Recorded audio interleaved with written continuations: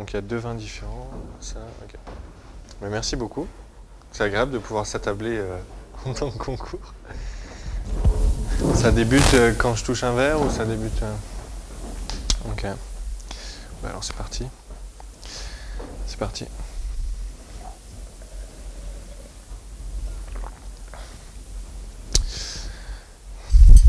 Donc merci beaucoup de m'avoir préparé ça. Je vais goûter le mulet.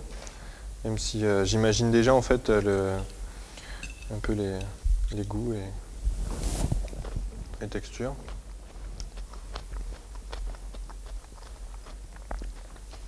Et donc une chair crue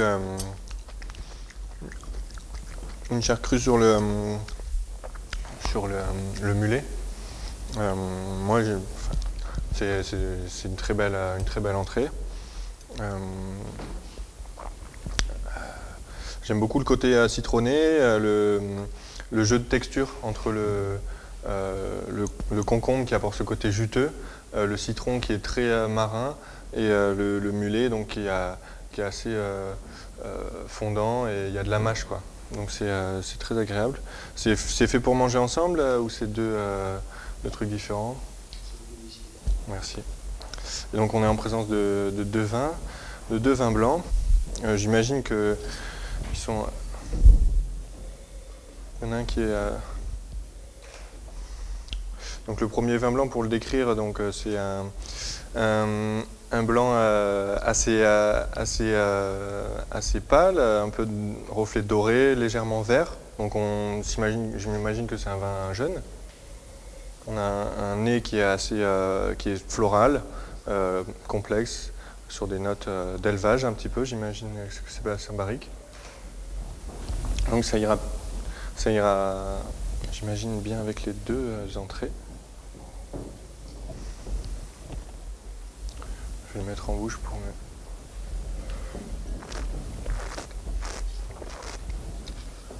me... Ouais, donc on a l'élevage qui est assez marqué. Ça soutient vraiment la texture du mulet. Et il y a peut-être l'élevage qui est un peu trop marqué sur le vin numéro 1, mais ça reste très agréable. Sur le vin numéro 2, pareil, c'est un vin avec un peu plus une robe un peu plus structurée. On part plus sur le doré, or profond qui tire un peu sur l'ambré. Donc peut-être un vin avec plus d'âge. Celui-ci, j'imagine que ça doit être un 2019, alors que celui-ci, je partirais sur un millésime un peu plus vieux, peut-être un 2015. Sur le vin numéro 2, il y a vraiment ce côté roussane, peut-être qui ressort un petit peu, le côté un peu pâteux, un peu structuré de cette roussane. Et je trouve que les deux vins vont très bien avec le mulet. Avec cette entrée, je vais goûter l'huître pour voir ce que ça donne. Donc. Ouais, on est vraiment entre le cru et le cuit. Il y a encore une texture vraiment marine. Et je pense que le vin numéro 1 va, avec son côté vif et tendu, sa prime jeunesse, ça va mieux aller avec l'huître, qui a un côté qu'on connaît, hein, très marine. Il y a moins de ce côté aussi végétal de la jeunesse. Alors que le vin numéro 2, il a atteint une plénitude et je trouve que ça fera un meilleur accord avec cette entrée. Après sur les jeux de texture, voilà, je sais. Enfin moi voilà, le vin numéro 1 avec l'huître et le vin numéro 2 plus avec c'est ce que je proposerai à mes clients plutôt. Ouais. Mais en tout cas c'est très bon, bravo et merci de me faire partager ces produits qui sont mis en valeur parce que on est là pour ça, c'est mettre en valeur des produits et là je crois qu'on a bien réussi. Ouais. Je crois que j'ai...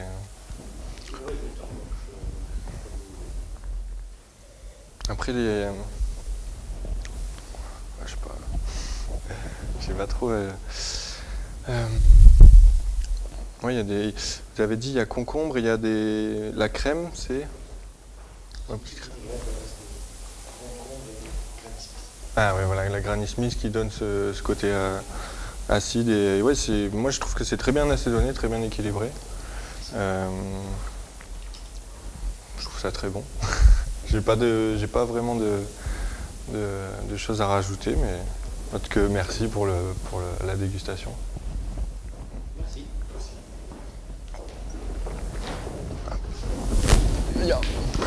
Bonjour. Bonjour monsieur, je suis votre fromagère et je voudrais vous proposer ces 3 fromages afin que vous puissiez les déguster. Vous avez à votre disposition également ces 4 vins que vous dégusterez afin d'argumenter sur le ou les accords possibles. D'accord. Le temps imparti pour cette épreuve est de 10 minutes. D'accord. Voulez-vous que je répète le sujet? Je veux bien, oui. Je suis votre fromagère, je voudrais vous proposer ces 3 fromages afin que vous puissiez les déguster. Vous avez à votre disposition également ces 4 vins que vous dégusterez afin d'argumenter sur le ou les accords possibles. Ok. Le temps imparti est de 10 minutes. Ok. Merci beaucoup. Hop. Donc déjà, en regardant déjà l'assiette de fromage, donc il y a 3 fromages présents, il y a une différence de couleur. Donc ça m'indique un peu l'âge des fromages. Je pense que le numéro 2, il est assez jeune. Je ne sais pas si vous avez des indications d'âge ou si c'est à moi de décrire ces indications d'âge.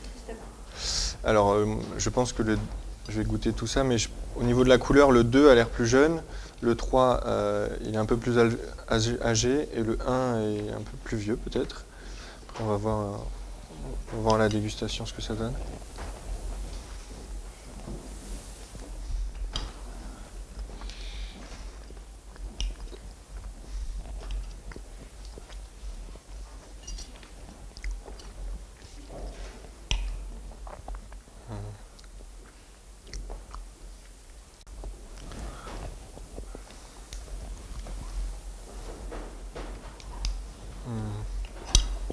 Alors sur le 2, c'est vraiment il y a quand même sur les 3, on a des cristaux qui se sont développés, les acides, les protéines qui ont donné ces cristaux qui sont très agréables. Sur le fromage numéro 2, je pense qu'il a 6 mois.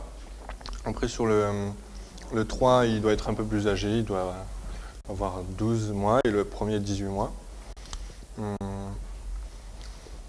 Pour les accords de vin fromage, moi j'apprécie beaucoup les comtés avec du vin blanc. On a l'habitude dans le Jura de déguster avec les fameux vins jaunes ou les chardonnays ou savagnin. Ici on est dans le sud et on fait d'excellents vins blancs et vins rouges. Donc le fromage comté, moi je l'apprécie plutôt avec du vin blanc, mais il peut aller aussi avec du vin rouge. Ça dépend aussi les goûts des clients. Donc c'est toujours quelque chose à faire très attention. Il faut demander aux clients s'ils préfèrent le blanc ou le rouge. Et sur les blancs de Châteauneuf-du-Pape, il y a un mariage très intéressant parce que c'est souvent des blancs charnus, gras, avec de la matière, qui répondent vraiment avec la puissance d'un comté. Un fromage de lait, un fromage de vache qui est fait donc dans le Jura, comme vous l'imaginez.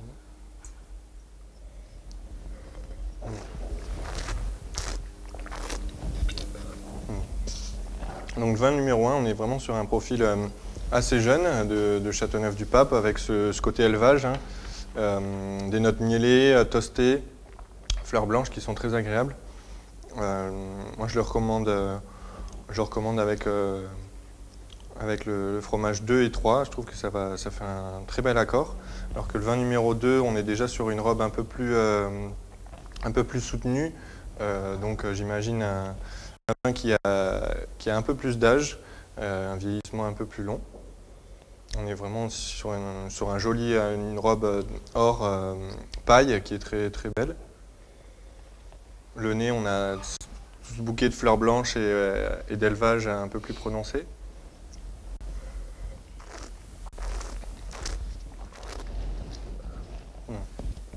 C'est vraiment un côté très beurré, toasté, qui va très bien avec le fromage 1 qui, je pense, est le plus âgé. Ensuite, sur le vin numéro 3 et 4.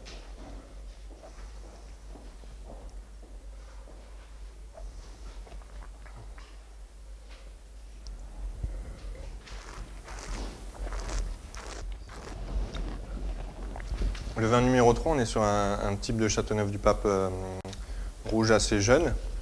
De par sa couleur, on voit qu'il est grenat avec des reflets un peu violets, donc peut-être un assemblage grenache syrah avec un peu de mourvèdre. Je trouve que c'est un vin qui va très bien avec des comtés. Le numéro 1, il matche très bien parce qu'il y a un caractère assez puissant sur le fromage numéro 1 et ça matche très bien. On est vraiment sur un bouquet assez jeune, alors que le vin numéro 4, on a une belle évolution. Au niveau du disque, c'est net et brillant, il n'y a pas de dépôt, mais j'imagine que le vin a vieilli puisqu'il y a une robe un peu tuilée.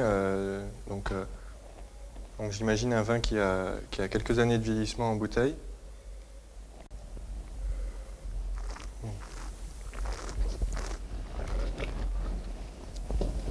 Le nez est assez discret, mais on est sur des notes d'évolution, de cuir. Ça part sur la truffe, les champignons. Il reste des fruits compotés comme le pruneau, qui ressort souvent sur des vieux grenaches. Donc je pense que le vin numéro 3, on était sur un millésime assez jeune, peut-être 2018, alors que le vin numéro 4, on sera plus sur un vieux millésime qui a peut-être 15 ans, donc on peut partir sur un vin de 2003 peut-être, une année solaire. Et c'est des vins qui se gardent très très bien. Voilà, je pense que j'ai fini l'épreuve, je sais pas si... Un peu de temps.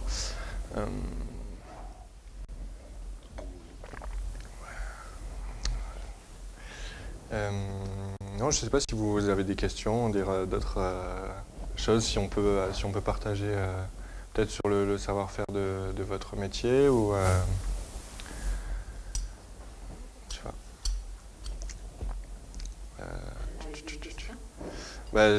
Je me demande en fait les affinages de ces 3 fromages, le nombre de mois. Oui, on en parlera tout à l'heure. Ok. On en parlera avec tout le monde, je pense. Ok. Oui. Mais c'est vrai que moi c'est un fromage qui va comme je l'ai dit, faut vraiment demander au client qu'est-ce qu'il préfère parce que ce soit sur des blancs ou des rouges, ça peut avoir des accords très intéressants, mais voilà, faut voir avec les clients. Moi personnellement, je préfère sur les blancs, donc le vin numéro 2 me correspond plus pour accorder avec ces comtés. Il y a un code couleur déjà que je trouve très intéressant au niveau de ces vins. Donc la robe un peu dorée qui est très belle va très bien avec le jaune doré de ces fromages. Voilà. De rien.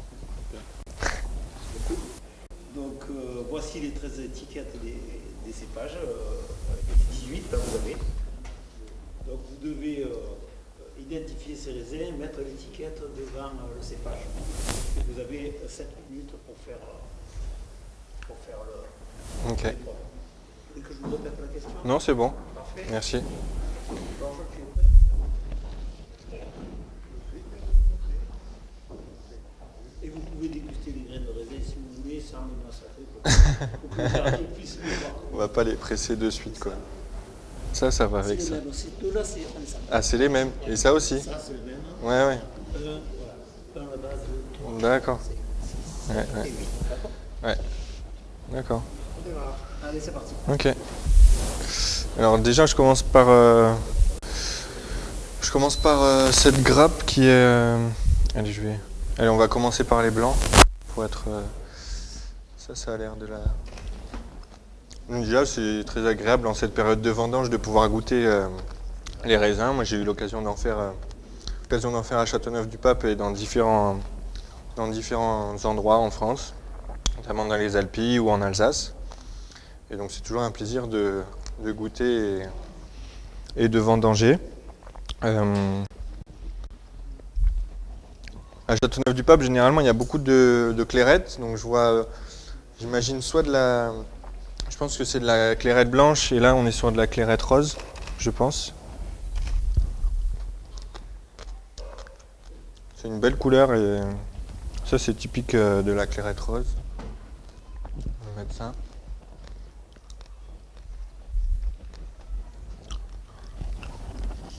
Celui-là, c'est des petites grappes, elles sont plus concentrées. J'ai du mal à dire ce que c'est, mais c'est peut-être du Bourboulinque. Il y a quand même un peu plus peps. Ou un peu de pique-poule blanc. Je sais pas trop, mais.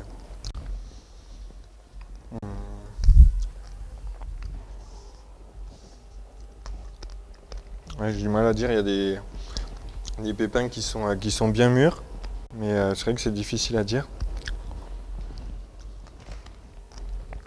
Il n'y a pas de...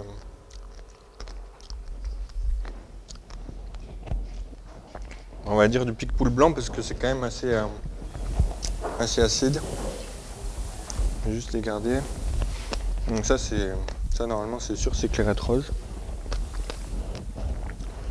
D'ailleurs c'est le seul rose qu'il y a, je crois, dans tous les cépages qu'il y a écrit ici. Ça m'a fait penser vraiment à une grappe de Syrah. Ça a vraiment une allure assez allongée. Et c'est typique de la vallée du Rhône. Et juste en la regardant, je pense que je peux... c'est mieux de goûter évidemment, mais au niveau de la forme de la grappe et de la feuille, je pense que c'est ça.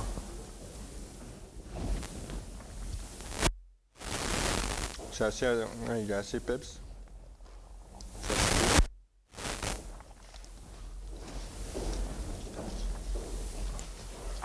Et là, après, entre tous ces rouges, ça va être un peu plus délicat. Ça va être un peu plus délicat. Ça a l'air un peu moins mûr. Ça a l'air moins mûr. Les grappes, elles sont compactes et on voit que c'est un peu rose là sur le côté. En tout cas, c'est bien sucré. Donc, je dirais... c'est bien sucré. Je dirais que c'est du grenache. Je dirais que c'est du grenache. Ça, c'est une belle forme de goûter, mais ça...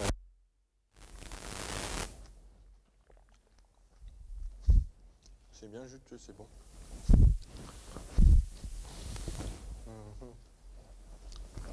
Ouais, ça a l'air vraiment de... Ça, je dirais, c'est du Mourvèdre. C'est un Mourvèdre. Ça, qu'est-ce que ça pourrait être? Il en reste deux. Ça, c'est Cinsault, je pense. C'est juteux, c'est bon, ça. Ça fait des belles grappes, quand même. Et ça... C'est difficile, là. Quand on n'est pas fils de vigneron.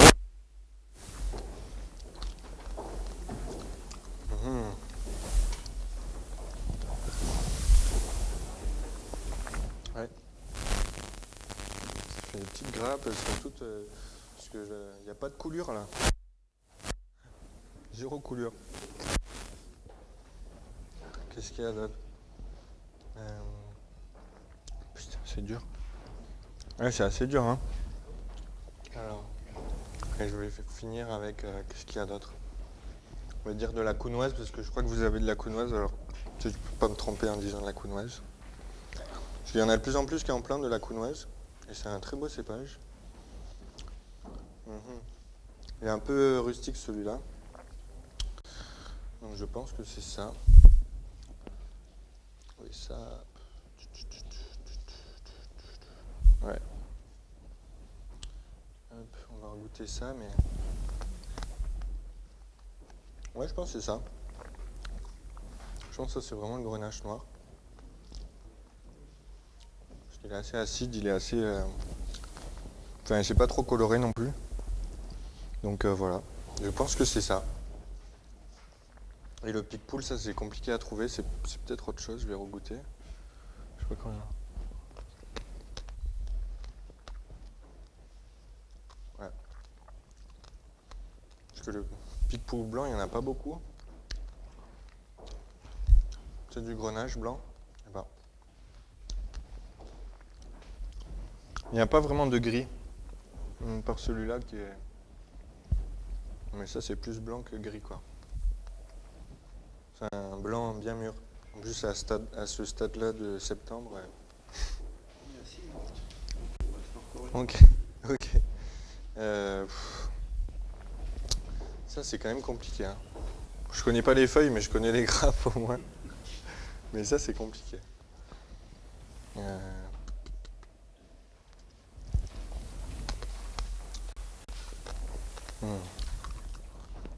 Moi je pense que je vais m'arrêter là. Je pense que les premières sont toujours les meilleures. Bon, en tout cas c'était très bon. Et donc de bière. Hein.